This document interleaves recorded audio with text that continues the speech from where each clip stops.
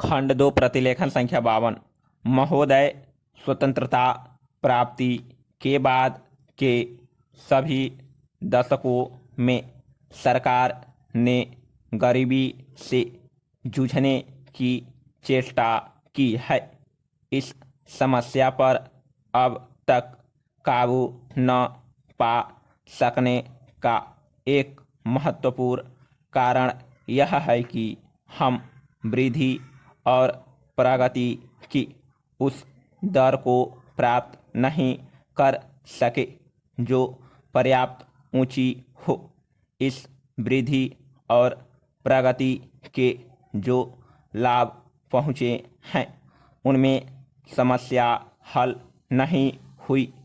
इन सुधारों का उद्देश्य यह है कि हमारी वृद्धि की दर की रफ्तार त्वरित हो जाए, परंतु चूंकि वृद्धि के लाभ पहुंचने में काफ़ी समय लगता है, इसलिए मैंने यह फैसला किया कि केवल गांव के स्तर पर अलग से साधनों का एक पार्श्व टीका लगाया जाए, ताकि पहले के मुकाबले गांवों के गरीब लोगों के लिए रोजगार पैदा करने तथा उनकी शिक्षा, स्वास्थ्य और अन्य सामाजिक समस्याओं पर कहीं अधिक ध्यान दिया जा सके।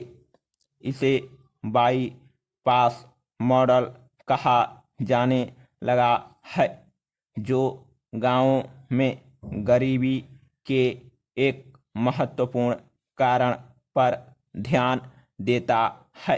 अर्थात इस वर्ष गांव में पूर्ण रोजगार का अभाव, जिसके फलस्वरूप रोजगार ढूंढने के लिए गांव वाले गांव छोड़कर शहरों की ओर जाने को विवश होते हैं। विश्व भर में आम तौर पर सुधारों के साथ मुद्रास्फीति आती है।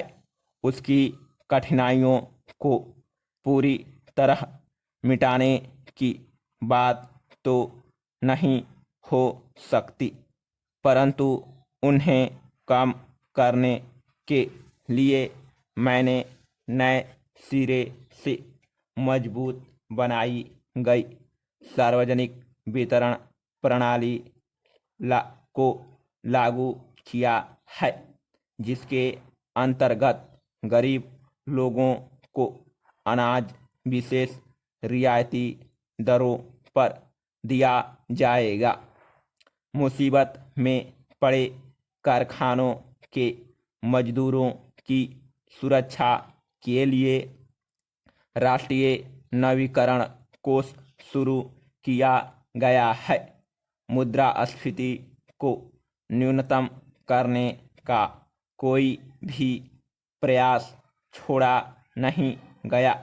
मैं यह चर्चा आपको इस बात की जानकारी देने के लिए नहीं कर रहा कि हमने क्या किया है, बल्कि इस बात पर जोर देने के लिए कह रहा हूँ कि हमने आंख मूंदकर ये सुधार नहीं किए, बल्कि इस बात पर अच्छी तरह विचार करने के बाद किए हैं कि क्या कठिनाइयाँ सामने आ सकती हैं, और इस दिशा में समझते बूझते हुए प्रयास किए हैं कि उन कठिनाइयों को किस तरह कम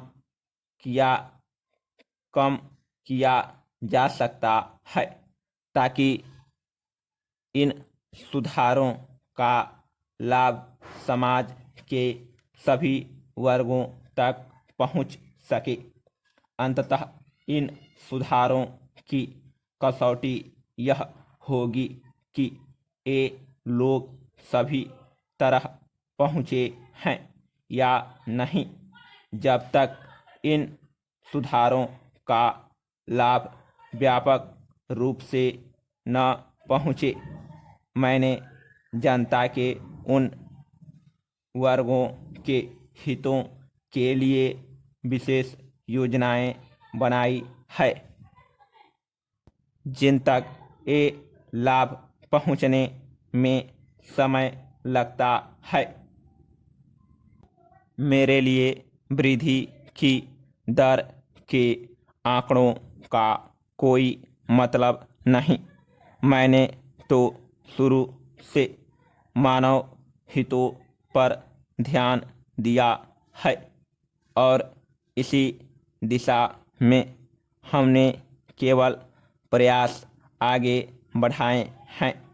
आज ज़रूरत इस बात की है कि हम बड़ी सावधानीपूर्वक यह देखें कि समय समय पर हमारे सामने क्या बाधाएं आ सकती है और उनको तत्काल और प्रभावकारी ढंग से दूर करें। समाप्त।